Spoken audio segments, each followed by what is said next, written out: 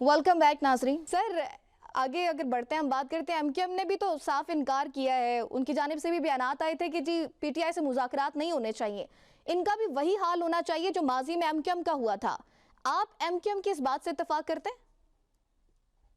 जी देखें, असल इशू ये है कि जो भी लीडरशिप की तरफ से कहा जाता है लोग उसको फॉलो करते हैं। जी। उनका भी ये था कि जो उनके बानी थे उस वक्त अल्ताफ हुसैन, वो जो कहते थे ये उसके पीछे चलते थे। फिर उनके अज़ाइम खुलकर सामने आए, फिर आपके इल्म में है जो कुछ हुआ, और उसके बाद इन्होंने फिर एमक्यूएमपी बना ली। अब ये तालीमात खान साहब जो हैं, देखें एक चीज आप रखें, बल्कि ये तो सामने है, हाथ कंगन को आरसी के आप इनकी पूरी देख सकते हैं जो कारकर्दगी है पीटीआई की, कि जो खान साहब की तालीमात हैं वो एग्रेसिव पॉलिटिक्स की तरफ है, इंतहा पसंदी, शिद्दत पसंदी, हम्म। बड़ी माजरत, बदतमीजी की, कि जो इनमें ज्यादा बदतमीज है उसको उतना बड़ा दर्जा दिया जाता है। अब चेक कर ले, मैं मेरे मेरे से सब मोहतरम है, हम्म। मैं इन सब से बदतर खुद को समझता हूँ, लेकिन आप देख लें इनके एक एक जिसको इस वक्त अहमियत हासिल है, जो अच्छे लोग, जो पॉलिटिकल सोच के लोग हैं, उनको सामने नहीं लाते। जिनकी कुर्बानियां थी पीटीआई में जब से ये बनी, वो आज कहाँ है? कोई कौन है ये जो भी सामने सफे अव्वल के आपको जो ये पहलवान नजर आ रहे हैं, ये कौन कौन लोग हैं? हम्म। किसको इन्होंने ओहदे दिए हुए हैं? किसको बनाया हुआ है? आगे सामने किसको लाए हुए हैं? जो एग्रेसिव पॉलिटिक्स करता है। तो जब तक ये तालीमात रहेंगी, पीटीआई मसाइल का शिकार रहेगी। मैंने कई दफा कहा है कि पीटीआई को पीटीआई पी बनना होगा, हम्म। जिससे मेरी मुराद नया फ्रैक्शन नहीं पार्टी में, लेकिन पाकिस्तान तहरीक इंसाफ और अमन, हम्म। जब वो उस पर अमन जदोजहद में आएंगे, सियासी धारे में आएंगे, तो इनका फ्यूचर है। लोगों में लाइकिंग डिसलाइकिंग होती है अपनी जगह पे। अच्छा नासिर साहब, -1 की भी बातें की जा रही हैं, आप समझते हैं कि सियासतदानों को -1 की कोई हिमायत करनी चाहिए?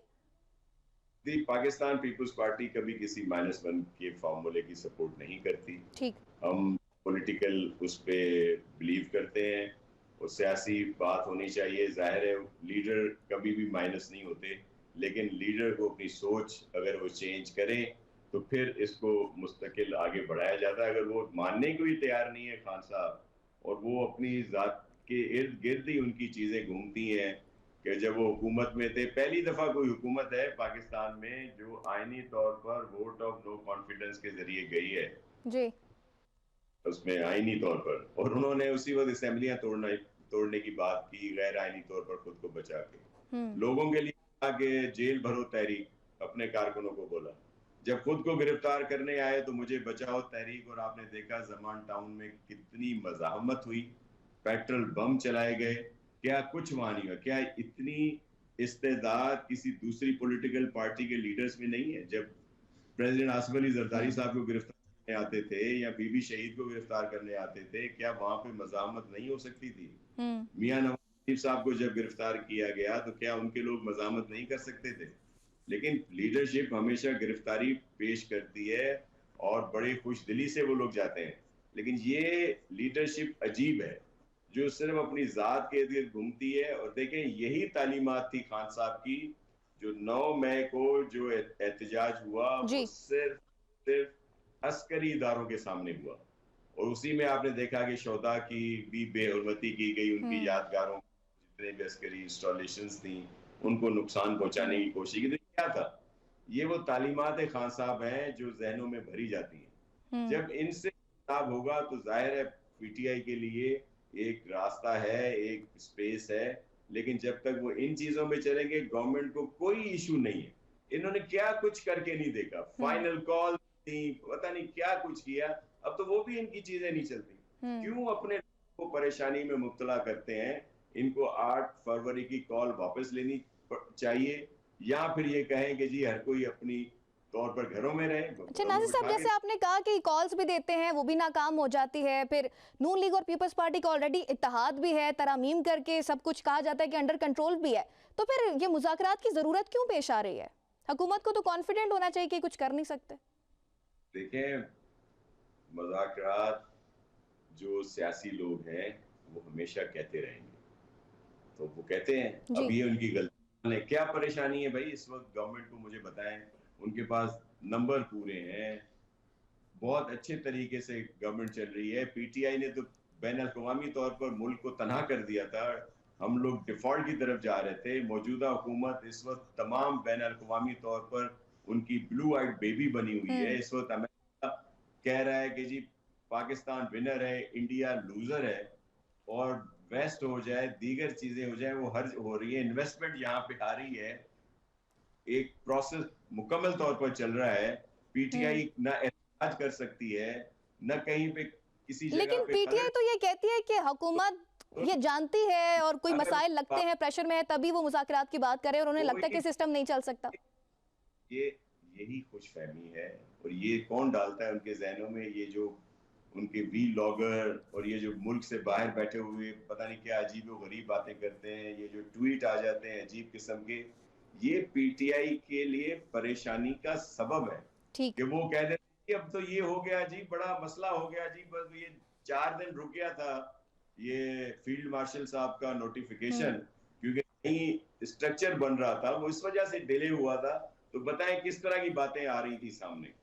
ये लोग फहमी में हैं, इनको चाहिए अपने लोगों को मसाइल में ना डालें। कल को लोग मसले में आते हैं, जेलें दीगर चीजें, ना ये कुछ कर सकते हैं, ना होने वाला है। और आप भी कह रही हैं कि गवर्नमेंट को क्या जरूरत है डायलॉग करने की, बात करने की। तो देखें, जो पॉलिटिकल सेंस रखते हैं वो हमेशा चाहते हैं कि बातचीत हो और सबको साथ लेके चला जाए। ठीक है। अब ये इनकी समझ में नहीं आ रहा, ये तैयार नहीं हो रहा, तो इनकी मर्जी। ठीक है। अच्छा नासिर साहब, एक सवाल मेरा आपसे ये है कि पीपल्स पार्टी हमेशा आवाम की बात करती है, स्पेशली ख़वातीन के हकूक़ के बारे में बिलावल भुट्टो कई बार तकरीब में बात भी कर चुके हैं। ये जो अडियाला के बाहर ख़वातीन के साथ हो रहा है, चाहे वो इमरान खान की बहनें हों या दीगर कारकुन, उनमें भी ख़वातीन मौजूद होती हैं। क्या पीपल्स पार्टी इस चीज़ पे हुकूमत को ये समझा रही है कि एटलीस्ट ये ना करें? जी बिल्कुल, हम तो हमेशा ख़वातीन का अदब करते हैं। आपके इल्म में है कि पीपल्स पार्टी की तरफ से कभी भी अलीमा खान साहिबा हों, बुशरा बीबी हों, या किसी के लिए भी कभी कोई सख्त अल्फाज नहीं कहे गए। हमें अब हमारी लीडरशिप की तरफ से सख्ती से हिदायत है। जी। उसके बरक्स देखा है कि पीटीआई के लोग हमारी लीडरशिप या ख़वातीन के लिए क्या कुछ नहीं कहते रहे, लेकिन हमारी तरफ से कभी कोई ऐसी बात नहीं आई। वहाँ पे ये नहीं होना चाहिए। और जो भी एक पॉलिटिकल जद्दोजहद पुरअमन है, उसको जारी और सारी रहना चाहिए, और उसमें ज़ाहिर है पीपल्स पार्टी कभी चीज़ों को सपोर्ट नहीं करती। ठीक। अच्छा नासिर साहब, वज़ीर आला पख्तूनख्वा पहले लाहौर गए, अब उन्होंने कराची जाने का भी ऐलान किया है। उनके दौरे के हवाले से मैं आपसे पूछना चाहूँगी, खबरें आ रही हैं कि आप उन्हें शानदार वेलकम करने जा रहे हैं, क्या ऐसा ही है? आप उन्हें वेलकम करेंगे? जी बिल्कुल करेंगे, और ये पाकिस्तान पीपल्स पार्टी का ओपन स्टांस है। तो चीफ मिनिस्टर हैं एक सूबे के, वो अगर हमारे पास आते हैं तो सिंध में उनकी मेहमान नवाजी होगी, उनको मुकम्मल तौर पर प्रोटोकॉल दिया जाएगा। चीफ मिनिस्टर साहब खुद इनवाइट भी सर करेंगे वैसी कि मेहमान नवाजी होगी जैसे पंजाब हुकूमत ने की है? नहीं, हम तो खुल के कह रहे हैं ना कि हम उनको वेलकम करेंगे। चीफ मिनिस्टर हाउस भी उनके लिए हाजिर है, वो वहाँ पे रह भी सकते हैं। ठीक। उनको खाने की भी दावत, या जो भी उनके पास टाइम हो आए। अगर वो असेंबली जाएंगे तो हमारे स्पीकर साहब उनको वहाँ पे वेलकम करेंगे।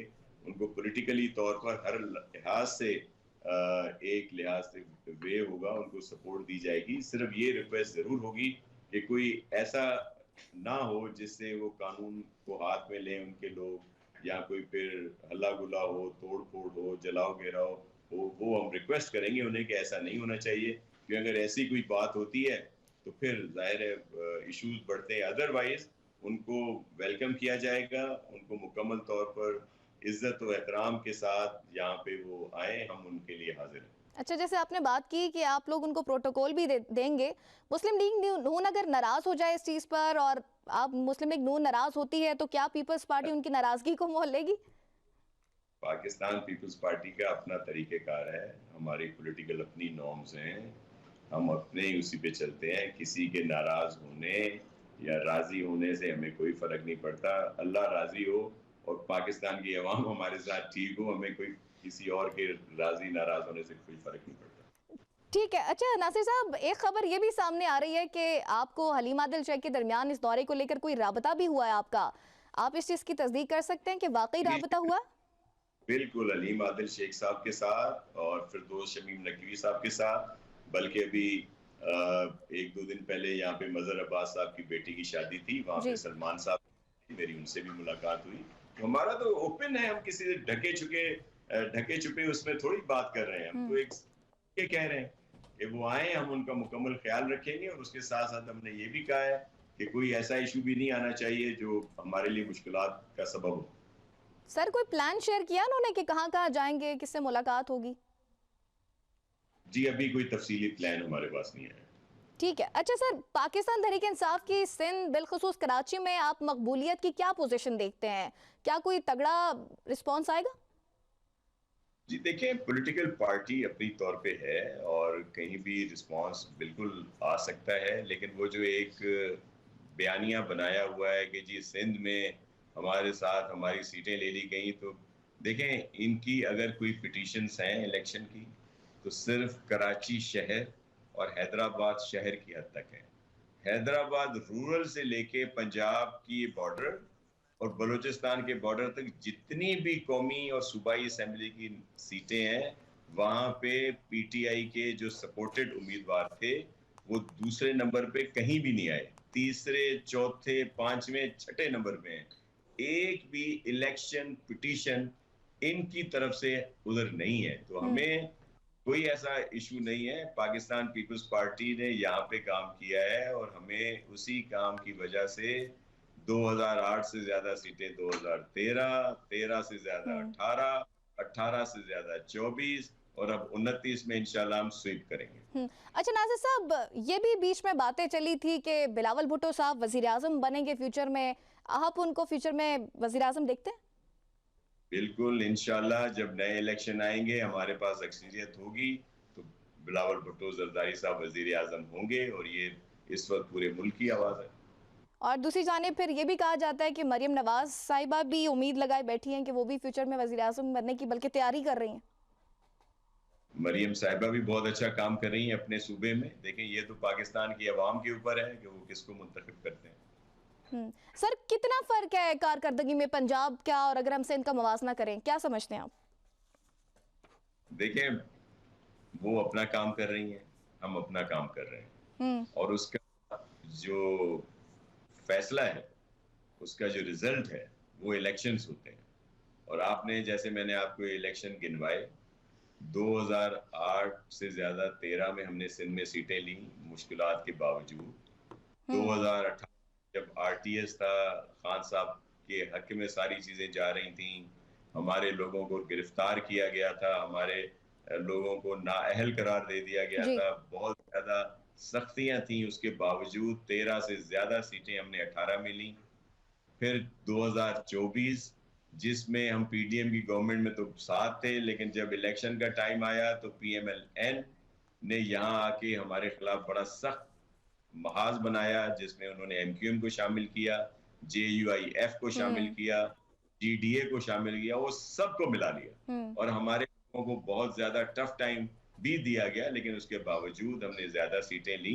तो ये वो कारकर्दगी थी पाकिस्तान पीपल्स पार्टी की कि इन तमाम मुश्किलात के बावजूद हमें बेहतर रिजल्ट मिले और हम अपना काम अच्छा मरियम नासिर साहब, 28वीं तरमीम के हवाले से भी अब बातें हो रही हैं। जी 28वीं तरमीम के हवाले से भी अब बातें हो रही हैं, उस पर पीपल्स पार्टी का स्टांस क्या होगा? देखें 28वीं तरमीम हो, 29वीं हो, 30वीं हो, जो चीज भी पाकिस्तान के खिलाफ होगी, हम अगर सूबा सिंध की बात करें, मेरे सूबे के खिलाफ होगी, अवाम के खिलाफ होगी, पाकिस्तान पीपल्स पार्टी कभी भी उसको सपोर्ट नहीं करेगी। और मैं 26 और 27वीं पे भी आपको बता दूं कि 26 में भी बहुत कुछ था, लेकिन ये पीपल्स पार्टी की वजह से ही, मेरे चेयरमैन की वजह से ही मुमकिन हुआ कि 26वीं तरमीम मुत्तफिका तौर पर पास हुई थी। आप मुत्तफिका ये कह रहा हूँ कि आप याद करें, लास्ट जिस दिन ये पास हुई उस दिन मौलाना फजल रहमान साहब के घर के बाहर जो प्रेस ब्रीफिंग हुई, उसमें पीटीआई के लोग भी थे जिन्होंने कहा कि इन तरमीम पर हमें कोई भी खदशात नहीं है, लेकिन तरीकेकार गलत है, इसलिए हम उसकी सपोर्ट नहीं करेंगे। 27वीं जो हुई उसमें भी हमने ये मुमकिन बनाया कि चारों सूबों को अदालतों में नुमाइंदगी मिली एक जैसी, पहले नहीं था मुमकिन ये। तो हमने तो अपना रोल अदा किया है, और अगर 28वीं आती है, अवल तो फिलहाल दूर दूर तक नहीं नजर आ रही, लेकिन आती भी है तो जमहूरी तौर पर जो मुल्क के हक में होगा उस पर बात होगी। और लेकिन हम नासिर उसकी साहब, सपोर्ट। बिलावल साहब खुद भी कह चुके हैं ना कि 2 तरमीम जो हुई हैं वो काफ़ी हैं, और अगर 28वीं तरमीम में जो पीपल्स पार्टी खुद 18वीं तरमीम का मुहाफिज भी कहती है अपने आप को, अगर उसी का रोल बैक होता है, देन आप देखते हैं कि कोई पीपल्स पार्टी और मुस्लिम लीग नून में कोई दरार आ सकती है? जी बिल्कुल आ सकती है। मैंने बताया ना, बहुत सारी ऐसी चीजें हैं जो पॉइंट ऑफ नो रिटर्न है, जिसपे पीपल्स पार्टी कभी भी समझौता नहीं करेगी। बहुत सारे ऐसे हम्म। इश्यूज हैं। नासिर साहब, लेकिन नून लीग काफ़ी कॉन्फिडेंट भी है, वो कहते हैं कि जब वक्त आएगा तो हम इनको मना लेंगे, पीपल्स पार्टी को। तो अगर ऐसा होता तो 26 में मनवा लेते ना सारी चीजें, हम्म। 27 में मनवा लेते ना सारी चीजें, या उससे पहले भी बहुत सारे इश्यूज हुए थे, कैनाल इश्यूज आपके सामने हैं, दीगर और चीजें आपके सामने। तो ऐसा नहीं है, ये ऐसे ही एक मिसपरसेप्शन कह लें, एक परसेप्शन डेवलप किया गया है जिसकी कोई हकीकत नहीं है। अच्छा नासिर साहब, आज फारूक सत्तार साहब ने भी एक मुहिम चलाने का आगाज किया है, कराची बचाओ मुहिम। ये किससे गिले शिकवे हैं उनके? हुकूमत तो आप लोगों की है काफी सालों से। देखें, फारूक सत्तार साहब मेरे लिए बड़े मोहतरम है, लेकिन इशू क्या है कि एमक्यूएम को पॉलिटिकली तौर पर जिंदा रहने के लिए बहुत सारे इस तरह के शोशे छोड़ने पड़ते हैं। कभी वो सूबों की तकसीम की बात करते हैं, कभी वो पता नहीं क्या क्या बातें करते हैं, तो हम उनको सीरियस ही नहीं लेते। ठीक, चलें ठीक है, बहुत शुक्रिया। नासिर हुसैन साहब हमारे साथ मौजूद थे, और वक्त नाज़रीन एक छोटी सी ब्रेक शामिल करेंगे, दोबारा हाजिर होंगे।